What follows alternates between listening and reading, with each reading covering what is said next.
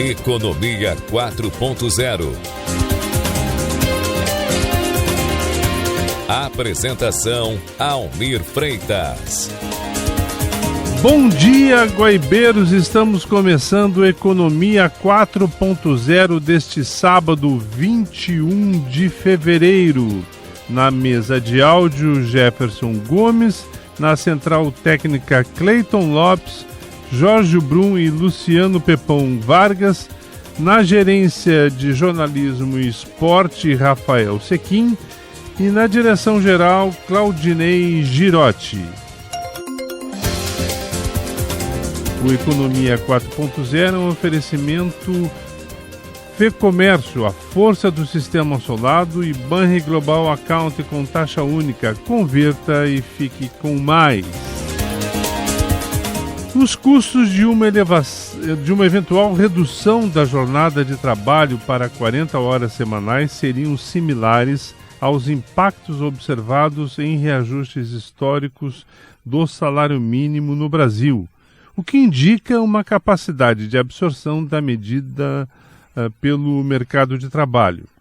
A conclusão é de uma nota técnica publicada pelo Instituto de Pesquisa Econômica Aplicada, IPEA, que analisou os efeitos econômicos da redução da jornada, hoje predominantemente de 44 horas semanais, associadas à escala 6x1.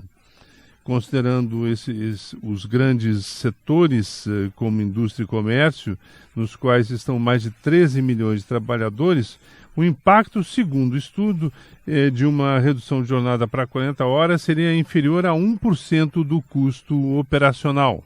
Com a gente hoje no Economia 4.0, a pesquisadora Joana Simões de Melo Costa, uma das integrantes da equipe que responde pela pesquisa. Joana, bom dia. Bom dia, Almir. Bom dia a todos os ouvintes. Gostaria de agradecer a oportunidade de estar aqui para explicar um pouco do nosso trabalho. Pois é, vamos lá, Joana. O que consiste esse estudo? Esse estudo, Almir, ele tem dois objetivos principais, na verdade. Um objetivo é caracterizar quem são os trabalhadores que seriam beneficiados por essa medida, né? A gente tem que entender que a redução da jornada semanal, ela implica, na verdade, um aumento do salário hora. Então, o que a gente faz? A gente tenta entender quem é na economia, né, que tem atualmente uma jornada acima de 40 horas semanais. Então, que tipo de trabalhador é? E aí a gente olha, por exemplo, características sociodemográficas, né, como escolaridade, sexo, raça, enfim, a gente encontra que a escolaridade é o principal fator associado às chances de você estar numa jornada acima de 40 horas semanais. Então, no mercado formal de trabalho, são as pessoas que têm um nível de escolaridade mais baixo, né, de ensino médio completo para baixo, que têm a maior chance de estar em jornadas mais exaustivas, né?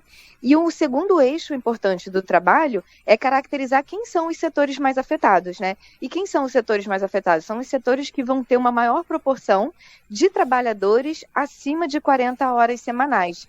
E além da gente entender quem são esses setores mais afetados, a gente também tenta entender quanto que esse custo, né, com o capital humano, com a mão de obra, representa dentro do custo operacional total. Então, a gente faz essa análise para a gente discutir, né, em que medida esses setores que seriam mais afetados teriam uma capacidade ou não de absorver esse custo, esse aumento do custo de trabalho. Então, nesse caso, o que a gente poderia citar como os setores mais afetados da economia brasileira?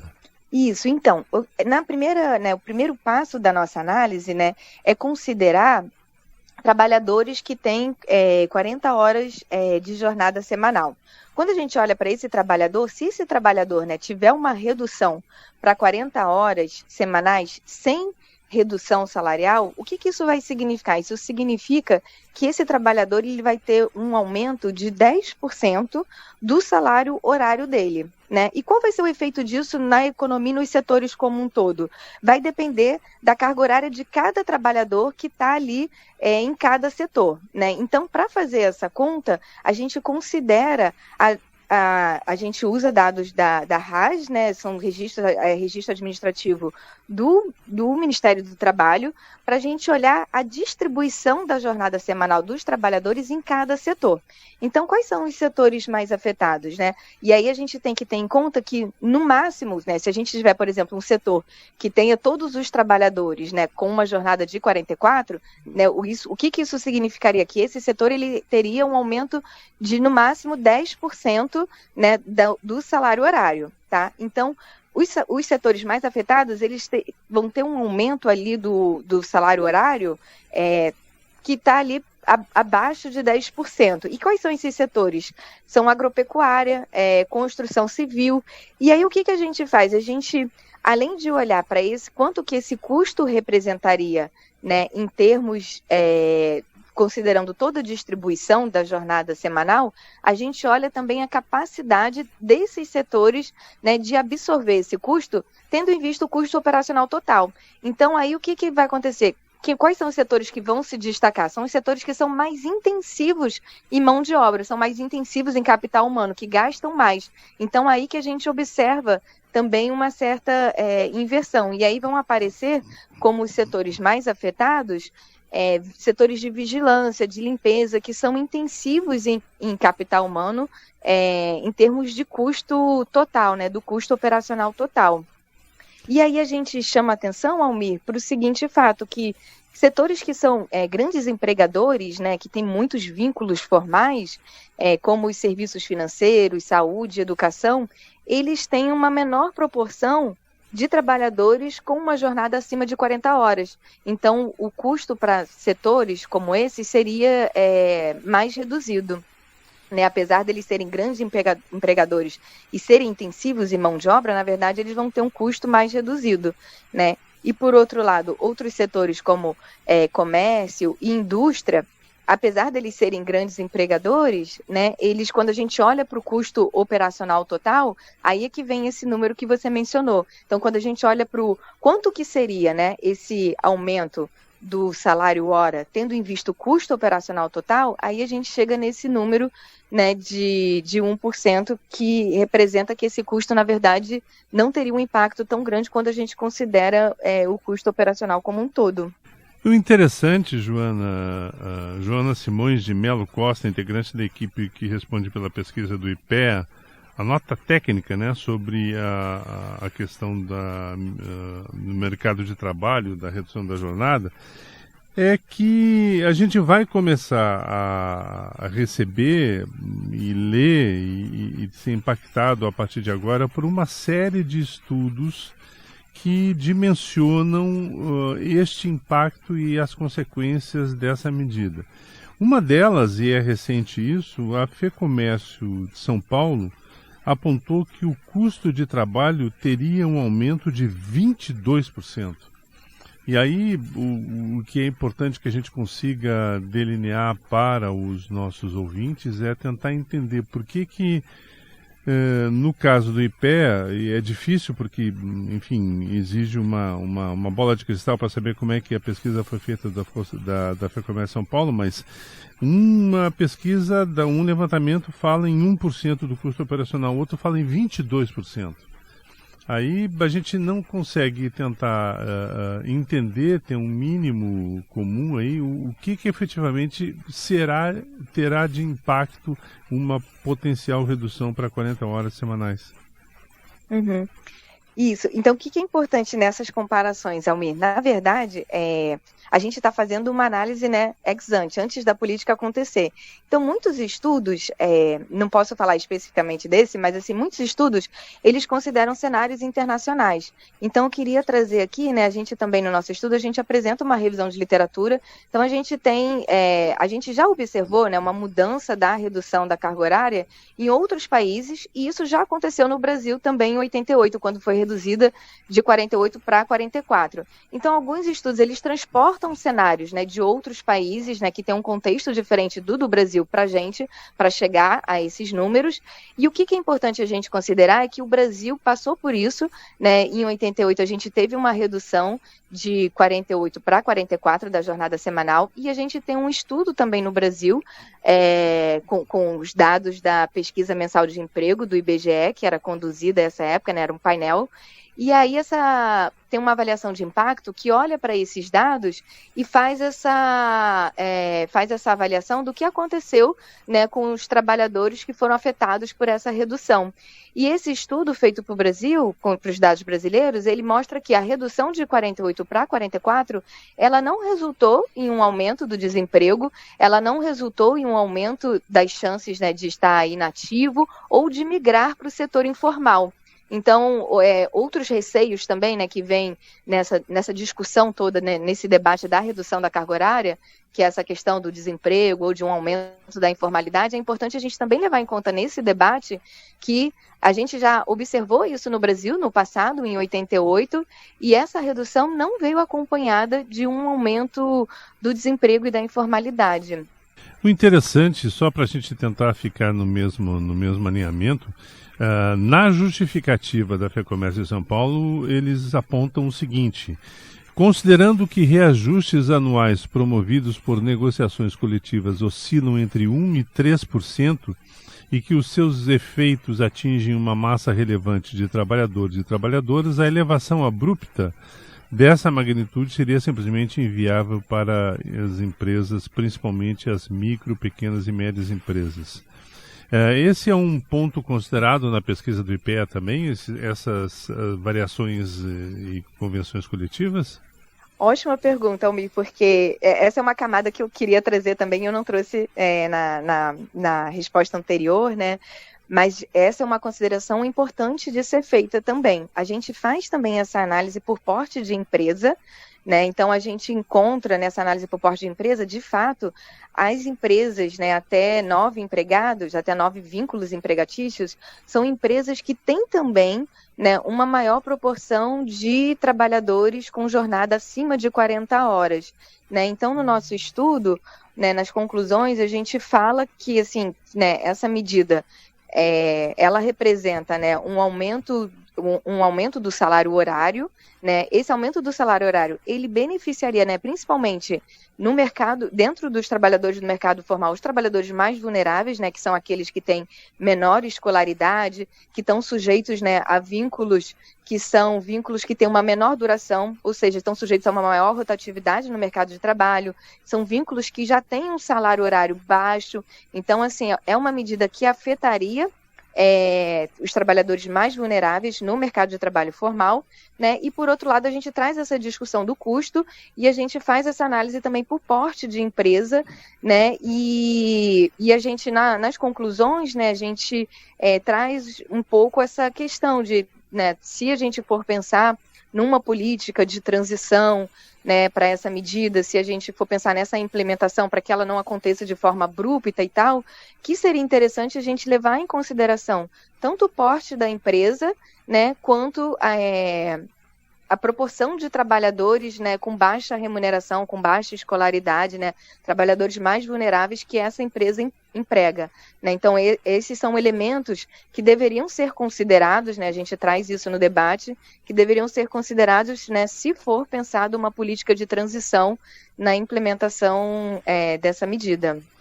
O interessante, Joana, é que no trabalho com economia e com dados econômicos, a gente faz considerações com base nos números até ser desmentido pela prática, né? Por exemplo, em tese, essa elevação de custos, seja ela qual for, ela não seria absorvida por parte das empresas. Na verdade, seria ou tem uma tendência a ser repassadas para o consumidor, e aí com duas consequências: um impacto direto na inflação e um impacto direto no custo Brasil. E aí nos tira um pouco, e aí é uma afirmação do jornalista, nos tira um pouco da competitividade internacional, ou não? Não, é verdade, né? Essa medida ela representa um aumento de custo, né? Então por isso que a gente, né, traz essa questão. E de aí, na prática, né, no final, no equilíbrio geral, a gente vai fazer essa discussão de, né, para onde vai esse aumento de custo, né? Ele vai ser absorvido pelas empresas, né? A gente faz uma discussão no texto isso de que uma parte teria capacidade de ser absorvido pelas empresas, poderia ser repassado ao consumidor, né, que é o que você está trazendo, né, que resultaria em inflação. E aí, por isso que é importante, né, a gente pensar também uma política de transição. Porque a política de transição e a gente tentar entender quais são os setores mais afetados, quais são os trabalhadores mais afetados, e pensar uma política de transição a partir disso reduziria esses impactos, né, tanto em termos de aumento de custo, né, para o setor, quanto em termos de inflação. Né? Por isso que pensar essa política de transição, ela é importante. E é importante a gente entender exatamente, né, onde é que tem mais capacidade de absorção desse aumento de custo, onde tem menos capacidade, o que seriam esses efeitos. Esses elementos que você trouxe, né, essa pergunta é super importante também, né, eles vão subsidiar justamente a pensar essa política de transição para que esses custos, né, não aconteçam dessa forma. E o interessante também, aqui vai uma pergunta que vai exigir a opinião pessoal, possivelmente da pesquisadora, mas, enfim, eu acho que isso não consta da nota técnica, mas o Brasil está preparado para essa redução, considerando assim como a gente tem outras sociedades no mundo que passaram por esse estágio, outras inclusive abaixo das 40 horas, e eu não consigo trazer efeitos comparativos da população. A sociedade estava mais evoluída, quem sabe, nesses países. A gente está preparado aqui. O que você acha, Joana? Então, aí eu gostaria de trazer 2 elementos e vou me trazer não uma opinião pessoal, mas assim, falando até do que a gente trouxe na nota técnica mesmo, né? É importante a gente considerar, acho que muitas vezes nesse debate não aparece o fato de que o Brasil já passou por uma redução desse tipo, por essa discussão, essa mesma discussão, em 88, quando teve a redução de 48 para 44, né? Então a gente já passou por um fenômeno desse tipo, e é importante a gente entender, né, olhar para trás e ver o que aconteceu na sociedade, na economia nessa época, né? Então, trazendo aqui, né, os dados dessa avaliação que foi feita com com essa mudança que teve, né? A economia brasileira passou bem por essa redução de 48 para 44, na medida em que isso não veio acompanhado de um aumento da informalidade por causa da medida e nem do desemprego. E olhando para o nosso cenário econômico atual, né, apesar da gente ainda não ter retomado, né, as taxas de participação dos níveis pré-pandemia, a gente tem, nos últimos anos, né, observado um aumento da taxa de participação, né, acompanhado de um aumento da taxa de ocupação e um baixo nível de desemprego. Né? Então, a gente está com bons indicadores, né, na economia que mostram também que a gente está com uma estrutura, né, na economia importante, né, boa, num cenário bom, num quadrante bom, para passar por essa mudança, né, em termos econômicos e sustentar essa mudança, né, em termos de indicadores, né, no mercado de trabalho. No caso, tem 2 questões que eu acho que queria a sua opinião sobre se tem algum impacto nessa potencial redução. A questão da economia digital, ou seja, alguns setores como o comércio vem enfrentando aí a digitalização dos negócios, né? A gente tem em alguns setores muito mais vendas online, enfim. E o empreendedorismo, né? Isso são 2 fatores que ajudam de alguma forma, ou contribuem de alguma forma, para elevar o favoritismo dessa redução da jornada de trabalho? Sem dúvida, assim, acho que, né, digitalização, né, e a mudança tecnológica, né, elas implicam, né, ganho de produtividade que são importantes, né, acho que a gente tem né, ao longo dos últimos anos trabalhado nesse sentido também, e isso é importante para justamente possibilitar a redução da jornada máxima de trabalho, né, então ganhos de tecnologia, de produtividade são fundamentais para que isso aconteça. E eles sofreram algum impacto na nota técnica? Ou se foi considerado esse novo cenário econômico ou não?